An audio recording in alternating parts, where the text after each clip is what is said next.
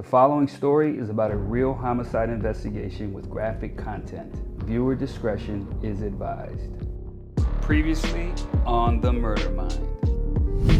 Got dropped off in a black car. One dated my aunt. So Lisa actually knew these guys' names. I'm gonna call one of them Frank, and I'm gonna call one of them Sam. He received a call from her.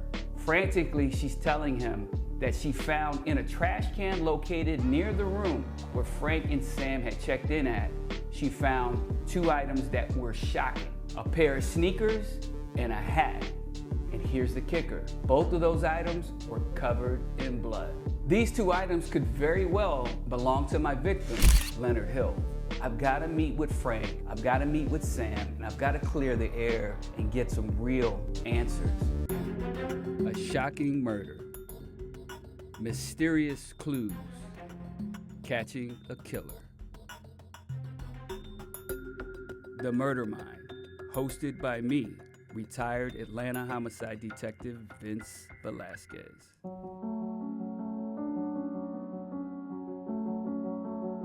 So I really want to find these two guys, Frank and Sam, because as you recall, those are the last two people with my victim, Leonard Hill, on the night that he was killed. And talking to them may bring me a step closer to solving this case. So when looking in the file, I have a first name, Frank and Sam, but we also have in the file their DOBs, their dates of birth. So with that information, it's incredible. I can now run a driving history, a criminal history. I can run a query through our database to look for any interaction they've ever had with my police department, or any other police department for that matter. And as I start to look through the database, I can clearly see they've been on the radar for 27 years. They're not in the wind. They're not going to be hard to find, so I'm excited at this point. I know I get a second crack at these two guys. As I take a deeper dive into this information, my excitement turns into disappointment as I quickly realize that both of these individuals are now deceased. One died 7 years after the homicide, and the other one died 5 years ago. This would have been 2010, 5 years before I started looking into this case. So these two individuals who I was so excited to have an opportunity to re-interview, this is a dead end. Pardon the pun.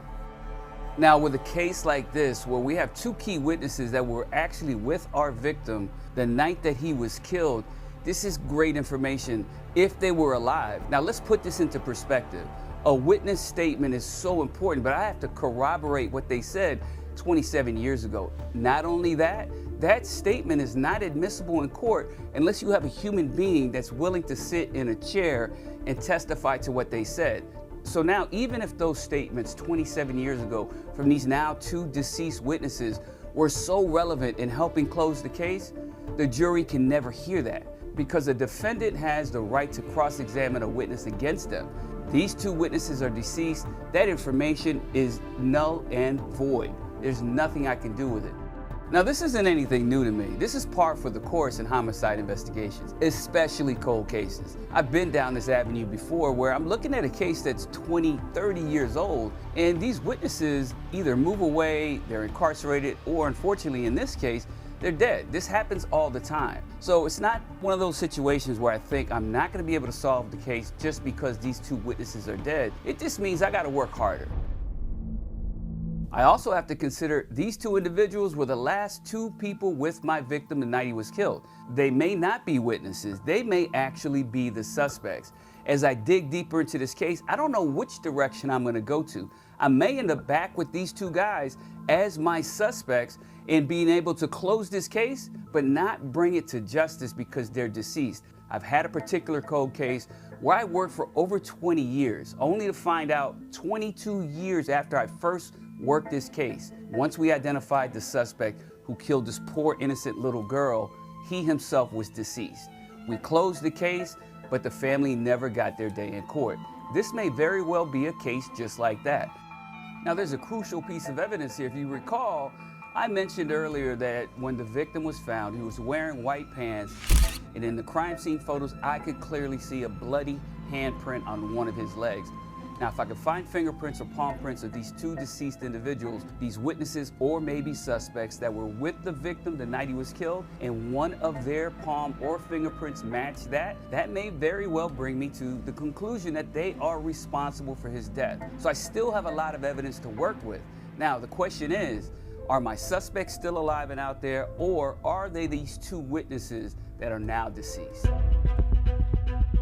So although these two individuals are the last two people known to be with my victim the night he was killed, there were other people through witness statements, women in particular. As you recall, as our victim was being driven around the night, he went to a phone booth, made some calls, and then went to an apartment complex to meet with a female, and then maybe another female after that. Those are potential witnesses with information. That's great, because now if I can find these witnesses, I can ask what those conversations were about. Where was my victim going? Who was he with? What state of mind was he in? Was he worried about anything? Did he indicate that he was worried about having to pay somebody back for a gambling debt? Was somebody after him? All of this information is great because those are people that actually spoke to my victim hours or even minutes before he was killed. So one woman in particular, the very first woman that Leonard Hill stopped to speak with, was a woman named Rhonda Smith.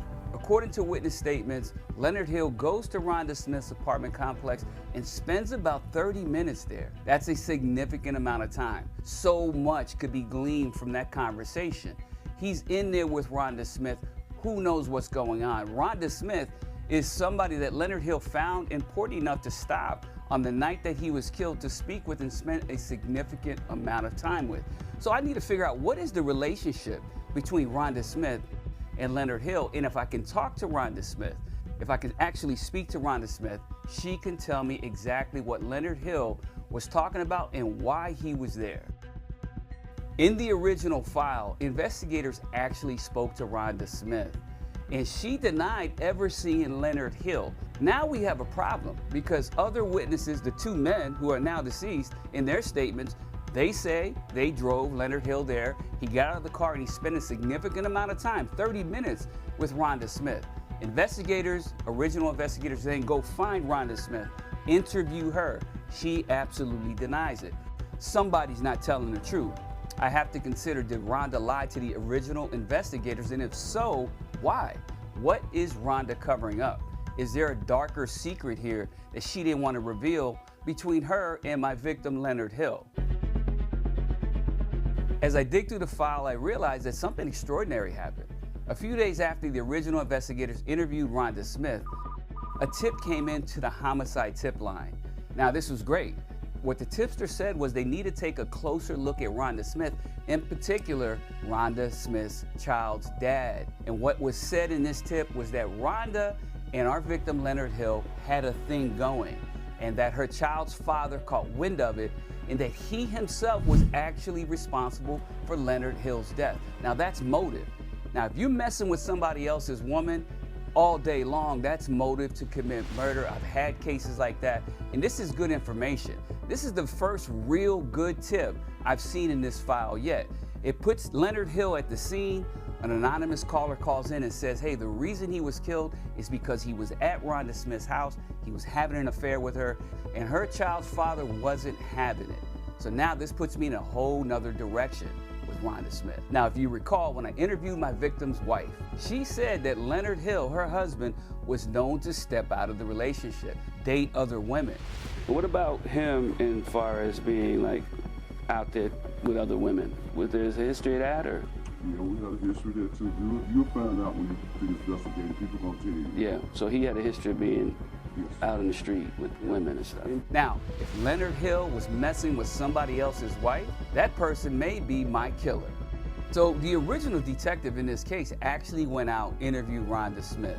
Well, Rhonda Smith gave this detective the business. According to the file, she adamantly denied ever seeing Leonard Hill that night. She was so adamant that her and Leonard Hill had absolutely no physical or intimate relationship that she laughed about it, that she actually laughed when he asked that question.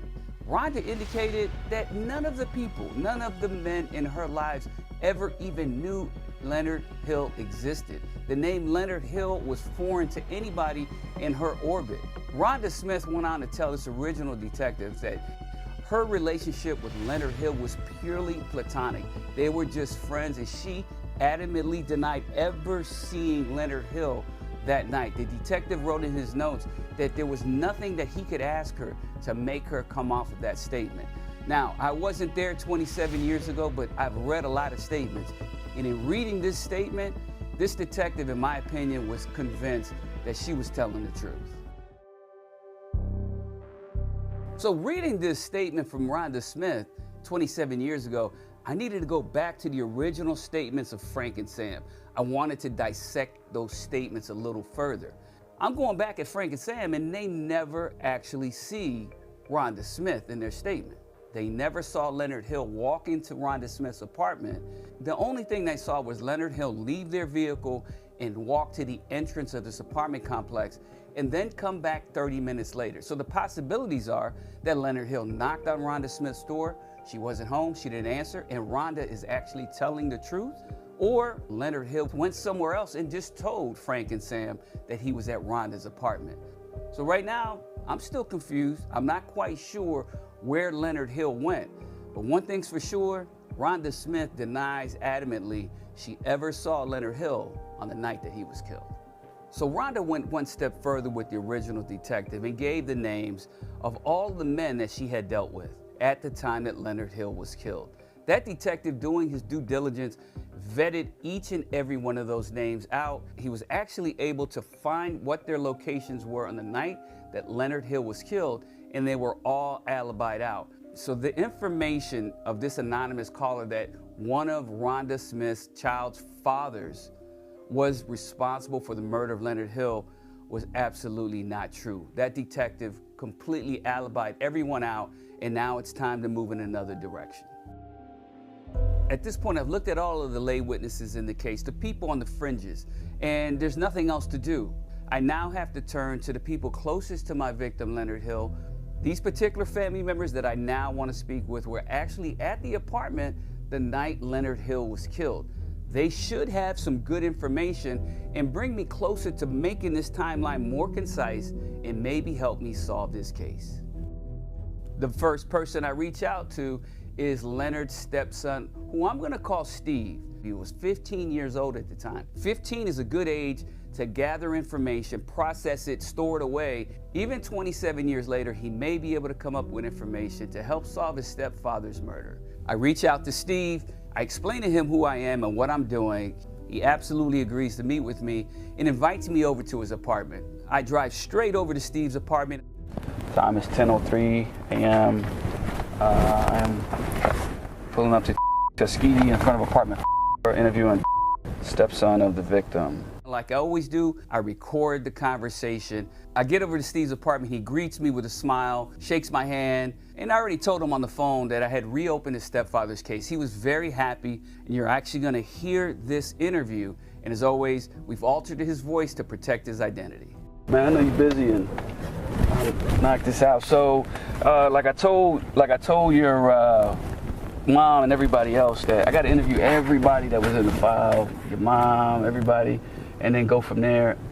I may not go anywhere with this thing, but we got to go back and start from the beginning, talk to everybody. That's what we do in cold cases, because actually they never really got official statements from you guys. I explained to him that a 27-year-old cold case is not the easiest thing to try and solve, and I gave him no expectation or no promises like I do with all of my family members. Well, the first thing that Steve gets into is he explains who Leonard Hill was to him. Now, Leonard Hill was his stepfather, but Steve considered him his real dad.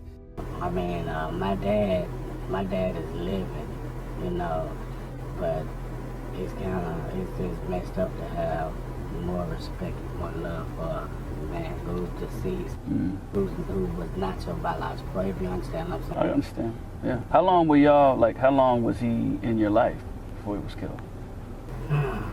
I think I was about 5.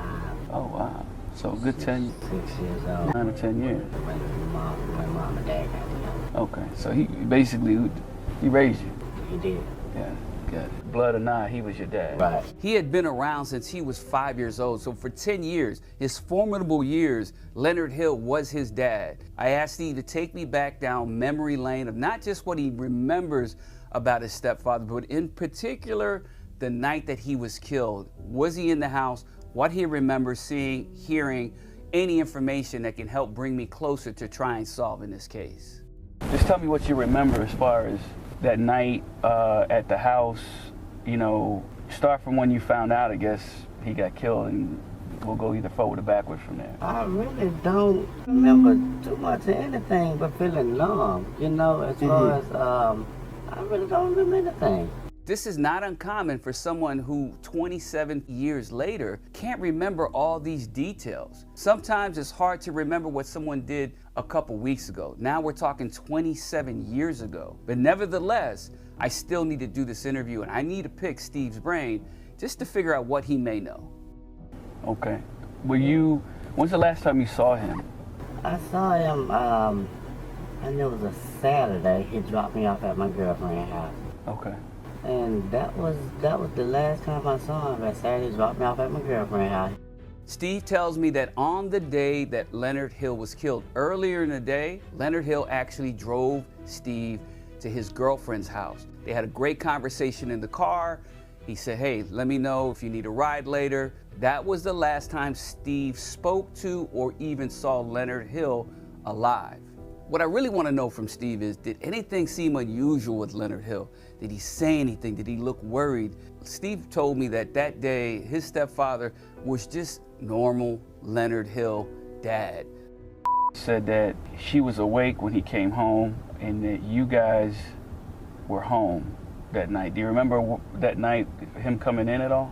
No, I don't remember. Okay, would you have been asleep or would you not have been home? Probably would have been asleep. When you woke up in the morning, did anything seem out of place? You know, was your mom home the next day? I don't remember Mom ever not being home unless she was out of town. You remember something about a party that night? Your mom being at a party? I heard something about a party. I heard there was something about a party or whatever. I did hear that. That's why she wasn't there when I got there, apparently. All right. And what did you hear happened to your father? He got killed, and they found him in Mechanicsville. Mechanicsville, okay. He really had no information to provide. I don't think I have anything else, man. I mean, if you weren't awake when he got home and you didn't see him, you would, the next question I would ask is, what did he say, and did you see him leave, or who was he with? But if you weren't awake when he got home, then you wouldn't really know much. So, that's it, man. I appreciate it. You got any questions for me? No, I don't, other than if you think of anything else to call me. I left Steve, thanked him for his time, drove back to the office, and now consider who is the next family member I'm going to interview. The next family member I reached out to is the victim's niece, who I'm going to call Cynthia. So I called Cynthia and I tried to set up an in-person interview, but Cynthia preferred to speak to me on the phone. What you're about to hear is the actual phone conversation I had with Leonard Hill's niece, Cynthia, and as always, we've altered her voice to protect her identity. All right, so back in 1988, so Pinto is what they call your uncle, right? Mm-hmm. He's your uncle, correct? Yes. Cynthia, just like Steve, Leonard Hill's son was 15 years old at the time of his death. Cynthia tells me right away she spent an enormous amount of time at Leonard Hill's home and typically would spend the night on the weekends. So back in 1988, I guess which would have been the night that he more than likely was killed, but it was a night that he, according to it, had come to the house, and I think that's the same night that you were sleeping over there that night. Do you recall that? Yes, I would frequently spend the night, yes. Okay. All right. So on that particular night, just tell me what you remember. Honestly, I don't remember, because I never, I know she said he came, but I never seen him because if he came, it was late after we had gone to bed. Okay. So I really don't know anything because I was asleep. Just like Steve, she actually was at the house that night, in bed, asleep, never saw Leonard Hill, never heard anything, woke up the next day just like her cousin Steve, the victim's son, didn't see anything, Leonard Hill wasn't there, nothing seemed out of place, and she wasn't concerned about anything. So now that's two people, two relatives of my victim who were home the night that he was killed, actually saying the same thing. They don't remember seeing the victim, they didn't hear anything, they didn't see him, and they went to bed. Two stories, almost identical, Cynthia and Steve, both saying the same thing. Nothing was happening that night at the house. All right, so the next day when you got up, was there any conversation with anybody?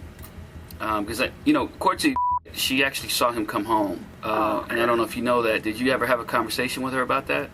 No, well, she, because I know, like, when I, talked to her, she was like, she opened the door for him or whatever, but I never, had an in-depth, conversation with her. I don't know. I found that odd that Cynthia and her cousin didn't have a robust conversation, later knowing that hours later, Leonard Hill was murdered. Nevertheless, I continue this conversation with Cynthia. She really doesn't provide much information that she got from her cousin, Leonard Hill's daughter. When you woke up the next day, did anything appear out of place or, like a struggle may have happened? Did you see any blood or anything that may have looked, strange to you? Because it doesn't appear that your uncle was killed where he was found. It appears that he was killed somewhere else. So I know he had been brought over there by a couple friends, but did anything appear out of place, or did you see any blood anywhere in the house the next day? No, I don't recall seeing anything out of place. Okay. What about blood? Did you see any blood anywhere? No. Nothing like that. Okay.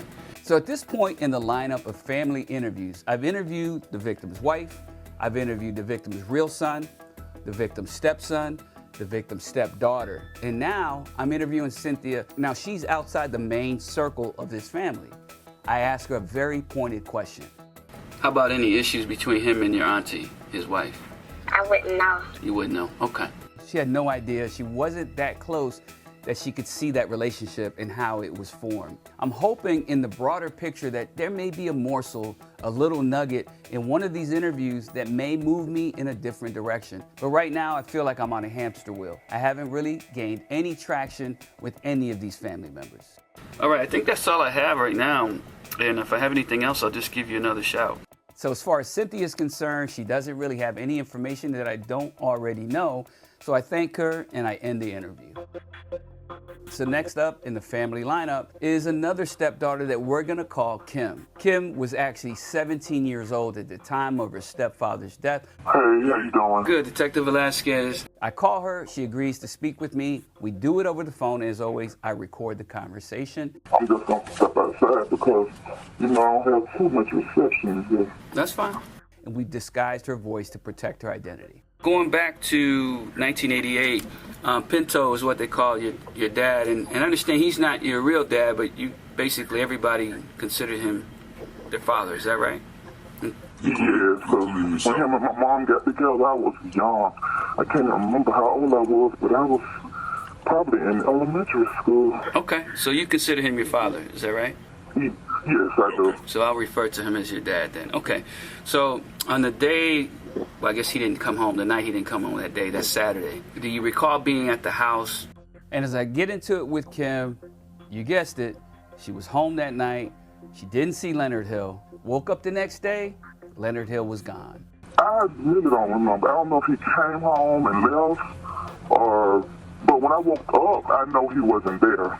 She didn't hear anything. She fell asleep, just like her siblings and just like her cousin. So at this point, even Kim, I'm not getting any new information. I can't recall who was home, but yeah, all of us lived at their address. Okay. It's just a little strange to me at this point in the investigation that after all of these people were at home, all these people were asleep, and they all have the same story except for Lisa. And why was it that Lisa was the only person that actually saw Leonard Hill come home that night? I find that to be a little odd. I'm a detective. I've got to really consider all possibilities.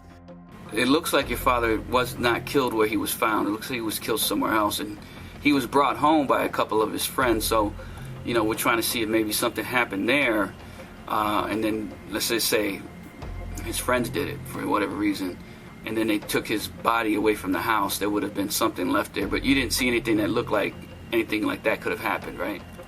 No, I didn't see anything look like a squirrel or anything. Okay. I think that's it. Really, it wasn't much I needed to ask you. I conclude the interview, and I tell her if there's any other information she may have that may be helpful to give me a call.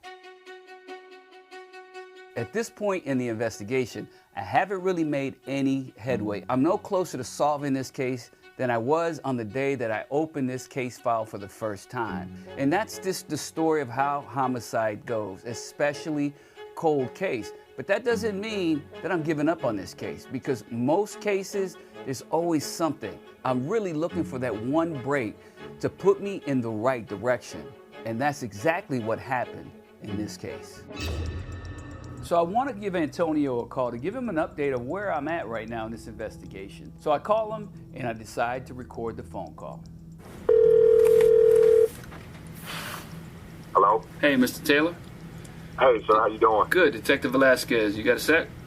I got a sec, sir. Okay. But I can tell there's something heavy on his mind. There's something heavy on his heart. Well, Antonio goes to tell me, he goes, look, I realize that you're a competent detective, and I really had faith that you're gonna figure this out. I wanted you to uncover this information on your own, but at this point, I can't sleep at night. I've got to get this off my chest. Antonio drops a bombshell.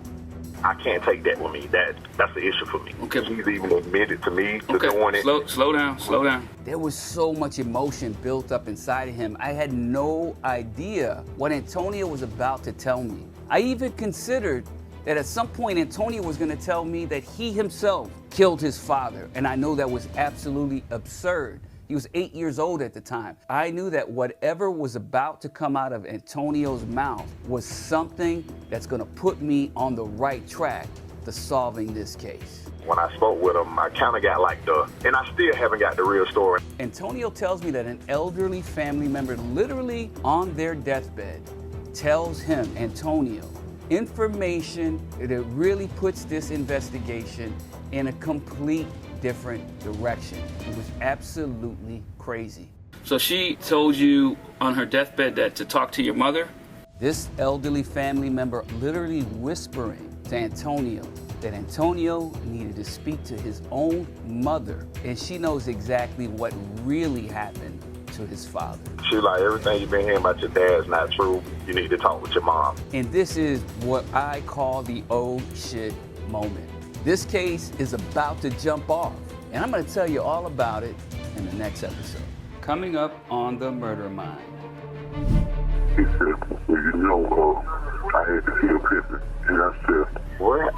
And what I learned is the shocking truth. This is a bloody family affair.